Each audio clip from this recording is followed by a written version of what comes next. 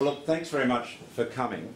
What we're launching today, is a new website on the department's website, which will enable Australians to see how their neighbourhood rates in terms of internet connectivity. You see, one of the things that, curiously, has never been done before is for a government to actually ask, where is broadband good? Where is it terrible? Where is it okay? Let's look at it and rank it. And that's a very important exercise, because if you are going to roll out a national broadband network, if you're going to upgrade people's broadband services, obviously you should aim, wherever possible, to target and prioritise those people that have got the worst broadband. Because some Australians have got very good broadband, some have got excellent, the best in the world, some have got absolutely nothing. Now, we released the summary of the report just before Christmas, and it showed there are up to 1.6 million premises throughout Australia which either have no broadband or very poor broadband, with peak median download speeds of less than 4.8 megs per second. This website, mybroadband.communications.gov.au, what this does is compare broadband quality and availability for homes and businesses in over 78,000 local areas across Australia. It is, as I said, the very first time this has been done by an Australian government. It's one of the things we committed to in the election, and it has been an outstanding effort by my department, in the Department of Communications, and I want to thank the department and the officials for putting this together. They've cooperated with all the leading telecommunications companies and a lot of the smaller ones too, to get as much information as we can to estimate in these small areas what the availability of broadband and the quality of it is. Now, I'll just give you an example here. So I've typed in an address, and you can type in any address in the country. This happens to be the Norwest Business Park in New South Wales and Sydney, which, as you all know, is a very big business centre, very big business park indeed. So you notice there's a little bit of a health warning there, just so that people understand that these are indicative and they're based on an estimate of some of the factors that determine the speed of your service. In the case of ADSL, obviously primarily the distance from the exchange. We aim to have a speed test available on the site in the future, and that will enable people to do their own, check the speeds from their own location, and that information will be fed into the system as well. So you may find that the service in your own address is not consistent with this, but this is the closest you can do without testing every single premise in the country. So here we are in the Norwest Business Park, and as you can see, fibre to the premises is not available. There is no HFC availability is not there. The fibre to the node is not available. Fixed wireless is not available. ADSL is poor, very poor, and then you can see overall that the estimated median ADSL speed for that area, a leading business park, is less than 8 megs. Now, of course, the reason I've highlighted the Norwest Business Park is that you would think, if the NBN was being planned in a systematic and rational way, it is a location like that, with a lot of business users, a lot of people for whom broadband is absolutely critical, you would think that that would be an early priority area, and of course it wasn't. And as you know, as we've seen, there have been plenty of examples, and Ziggy Switkowski and I saw that firsthand last year, where the NBN fibre was being rolled out in streets where there was not only Telstra hybrid fibre coax, capable of delivering a 100 meg product, but also, in case you didn't like Telstra, Optus hybrid fibre coax, also capable of delivering 100 megs. So the aim is using this information to feed this into the NBN Co's planning, and wherever practical, to ensure that we prioritise these less well-served areas.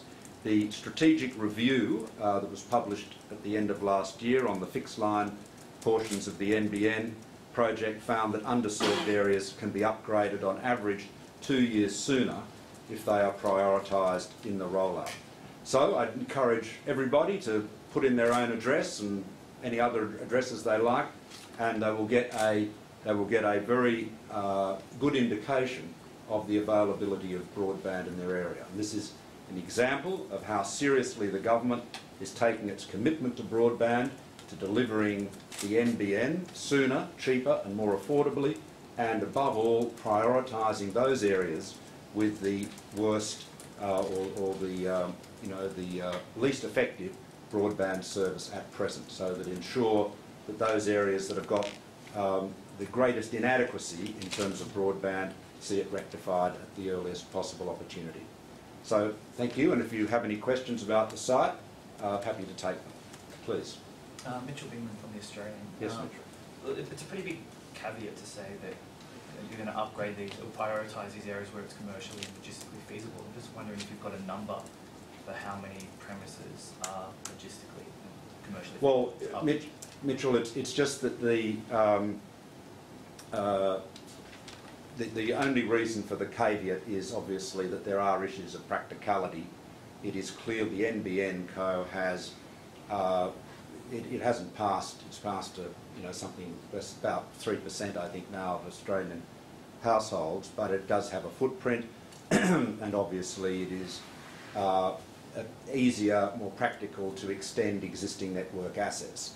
So that caveat is simply to ensure that everyone understands that there are, we are not left with an ideal situation. We don't have a blank sheet of paper, so we've got to take a project that has been designed in a very different way, apparently without any regard to broadband availability or quality, which I genuinely find staggering that was the way it was planned, but that was the way it was planned, as we've seen. I mean, it is extraordinary, isn't it? I think we had 6 years of Labor talking about Australians having inadequate broadband, and they never bothered to do the work of actually identifying where broadband services were good, bad or indifferent.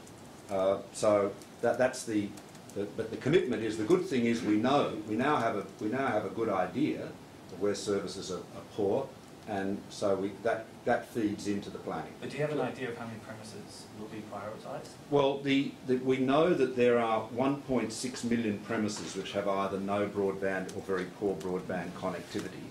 So they are clearly the ones that we want to prioritise. They are the key ones. Please. Josh Taylor from ZDNet. Just this study didn't actually take into account the actual quality of the individual copper lines. So how can you actually determine what the availability of broadband is in Australia when you don't actually test the quality of the copper lines in Australia?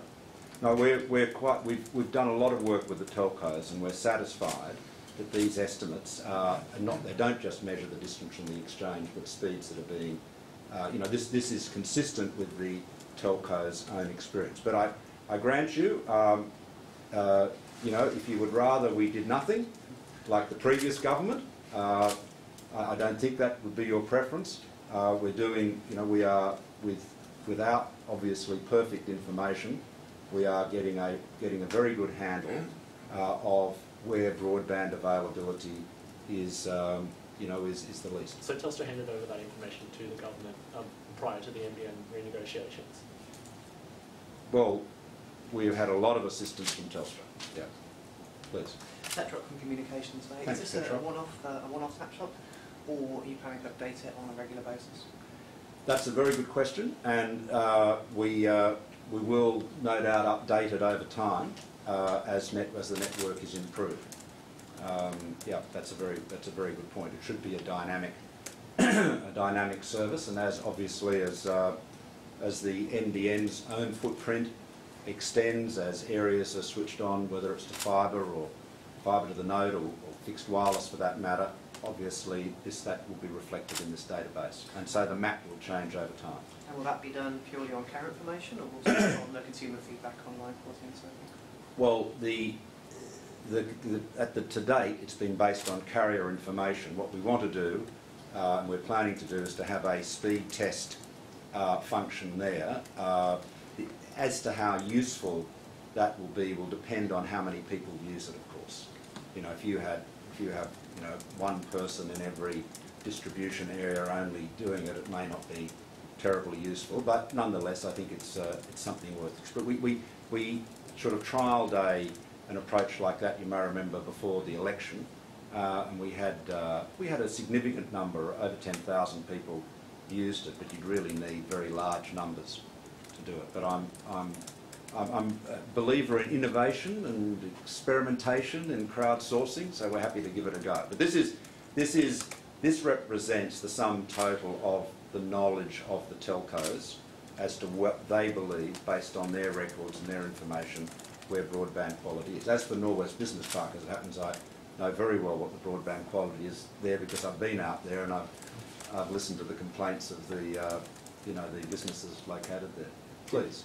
Hi, Ben Grubb, Fairfax. Yes, my understanding is that NX Test Labs actually had a Nielsen TV type box for testing broadband under the Labor government, and I just wanted to know, they went out to a few NX Test Labs that they've been used by the government before, and I understand that they had a little box that they were giving out to consumers to test broadband speeds. I was just wondering if any of that data may have been used in this. I'm not. I could inquire about that. I'm not familiar with that.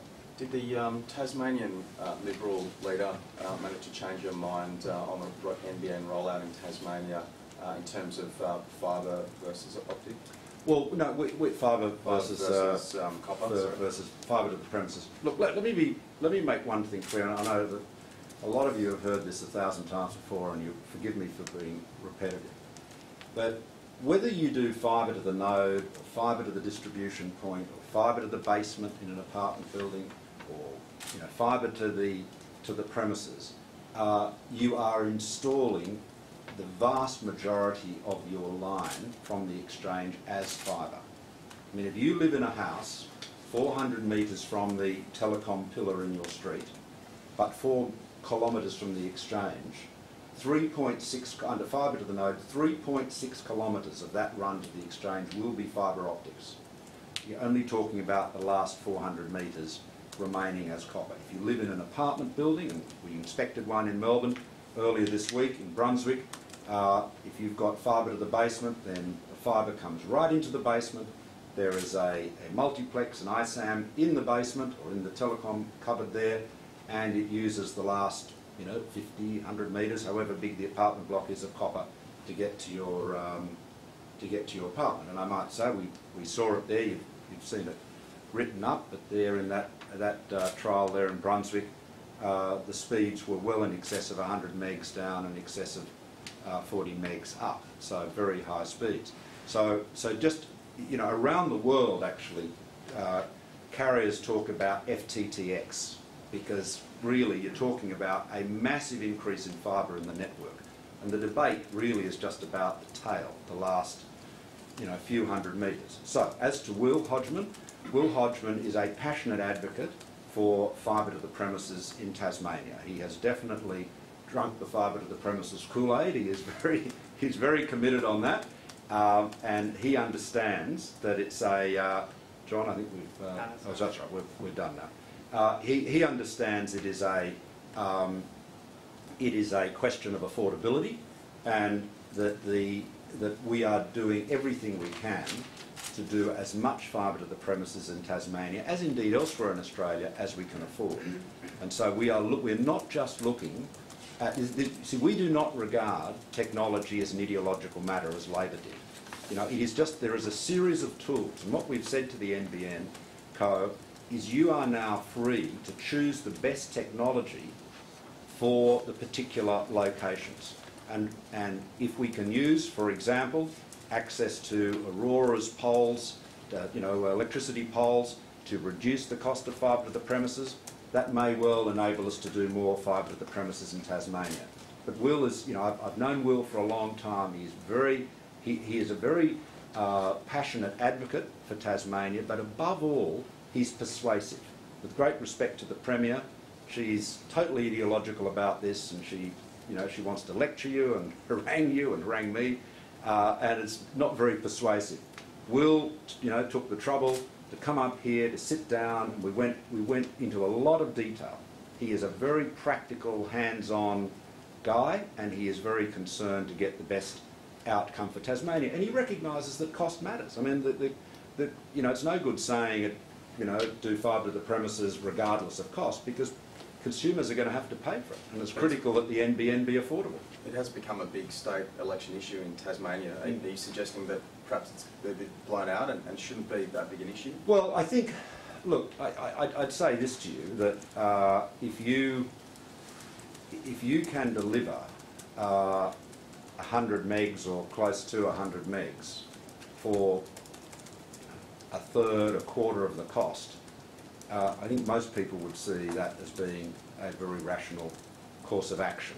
But you know, this debate has not been characterised by a great deal of science to date, and but nonetheless, and I understand where Will's coming from, and he is using all of his intellect and charm to you know, persuade us to do more fibre in Tasmania, and we're certainly looking at it, but equally we're not going to make irresponsible economic decisions. Please. Minister, you're right. The technical details show that we could get really good services from fibre to the basement and fibre to the node. But we've seen consistently a large amount of surveys from the Australian population looking at their attitudes to this, which showed over a multi-year period, 2 to 3 years, that 2/3 to even 3/4 of the Australian population disagrees with the Coalition's current policy on this. I mean, it looks like this is playing out in the Tasmanian election pretty starkly. Do you accept that that this will have an impact on the Liberal Party's performance in future elections? Well, it was a pretty big issue in the federal election, as you may recall. I think probably it was probably the third biggest issue in that election, and we actually won 3 seats in Tasmania, and of course won the election overall. Yet there's no doubt that the Labor Party was successful in persuading a lot of people that if you didn't have fibre to the premises, you were may as well be living in the Middle Ages. But that is just, you know, it is just such nonsense. I mean, I saw a Labor Party ad from Tasmania the other day, which had a gentleman saying that no other country in the world would take the approach the Coalition is taking to the NBN. Well, the truth is the approach we're taking to the NBN is consistent with just about every other country in the world, and the approach the Labor Party was taking was completely and utterly unique. So there was literally nowhere that was doing it in the way they were. So that was the complete reverse of the truth. This is just a follow-up question. I mean, you're right. I mean, the fibre to the node and the multi-technology mix approach is being taken globally, but the population still doesn't like that approach. I mean, surely that has to have consequences. Well, I'd say this to you. I think seeing will be believing. You know, it's interesting. You know, if you talk to people that are not absolutely that are not geeks or, you know, internet aficionados, technologists, and you say to them, you know, do you have internet connection at home? They'll probably say yes. What technology is it? Most people won't know. What is your peak speed? A lot of people won't know that. The critical thing is getting a service that works. And you know, just to answer, some people have said our approach means the NBN is not a national broadband network, it's a patchwork. Let me be quite clear. People who say that just show how absolutely ignorant they are about how the internet works. It is called the internet because it is a network of networks. It is by nature a patchwork of networks. And if you think about your signals from your device to someone else's device travel over a variety of channels, wireless, HFC, copper, fibre, you know, all of it. And the fact is that an NBN completed with a mix of technologies will be the same national layer 2 wholesale bitstream network, a common carrier. It'll have all the same characteristics as an all-fibre NBN. It'll be a wholesale network and be available to, you know, to all retail service providers to use. So it's so you know, I just have to say a lot of this criticism is really underlines either the people that are making it, mostly in the Labor Party, I'm afraid, either don't understand the technologies at all or the nature of how the internet works, or more probably they do understand how it works and they're just trying to fool people, and that's actually pretty sad. Please. Now that you've got the revised scope for work for the NBN, when do you expect NBN Co to come out with a revised business plan? Revised corporate plan, yeah, good question. Later in the year, there is a piece of work ongoing which should be finished by in March on the 7%. This is a, and by that I mean the satellite and fixed wireless piece. The strategic review that was completed before Christmas focused on the bulk of the project, which is the fixed line project, 93%. But there are huge issues, problems, which we've been left with the 7%. I mean, you've heard me speak in Parliament about the interim satellite solution. It is truly a disaster. Labor has left us with a complete disaster. They spent over $350 million, told 250,000 Australians that they were eligible for it, only bought enough capacity to service 48,000 premises, and then so mismanaged the bandwidth allocation for that 48,000 that at peak times now people are getting in many cases little better than dial-up. So that is $350 million wasted. It's actually that is an extraordinary piece of incompetence, and we are trying to sort that, trying to work our way through that. I regret to say, you have to hand this to the Labor Party. They are capable of creating problems that are very, very hard to solve and messes that are very hard to clean up. As far as the fixed wireless rollout is concerned, there are about 450,000 premises in the proposed fixed wireless footprint. The NBN Co does not own the spectrum to cover a third of them. So there's a third of those premises currently which the NBN cannot service because it does not own the spectrum. And again, you've got to ask yourself why you would put those premises in the footprint if you didn't own the spectrum. Again, that is another thing we're trying to sort our way through. Certainly interesting challenges. So what's the date? What's expected date of the plan? The corporate plan. We've got a new CEO coming on board, so I would say middle of the year. But again, Bill Morrow will be starting very shortly, and he's obviously endeavouring to get up to speed now. But I don't want to tie them down to one date. But everyone is very committed to moving on, and you've seen, the rollout, the fibre to the premises rollout is going faster than it ever has. And the fact is, the company, reinforced by some new management, is far from stopping or slowing the fibre rollout, is in fact accelerated it. Now, you've said that you're a fan of crowdsourcing. Is that data going to be open for the community to look at? Data that's based on that? This, in terms of all of the data sets behind it, that I'll have to check. I think a lot of it has been provided to us in confidence by the carriers. So they've been very helpful to do that, I have to say, but I think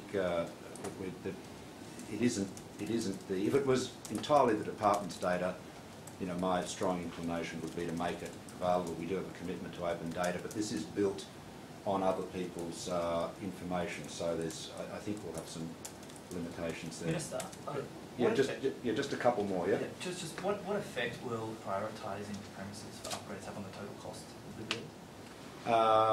That is, let me see if I can come back to you with a figure rather than take a stab at it. We've done some estimations on that, and I think we can give you that figure later. Yeah. Given all the problems associated with the interim satellite service, do you accept now that launching 2 new satellites wasn't the Rolls-Royce solution that you labelled it before the election? No, I don't accept that. I'm firmly of the view that the NBN Co would have been far better off entering into contracts to provide satellite broadband services with private sector companies rather than trying to do it themselves. The experience of the interim satellite doesn't, obviously creates a few anxieties about it, but we are where we are, Josh. I mean, I don't want to, my challenge is not to, get into a debate, to rerun the debates of last year or the year before, but how do we play the hand of cards which we have been dealt? You know, and it is, and we do not have a blank sheet of paper. I mean, there is no doubt that there are billions, many billions of dollars, which Labor has wasted and which we can never recover. You know, we can mitigate the losses of this project. We cannot recover them all. Perhaps just take one more. We're all done. Okay, guys, thank you.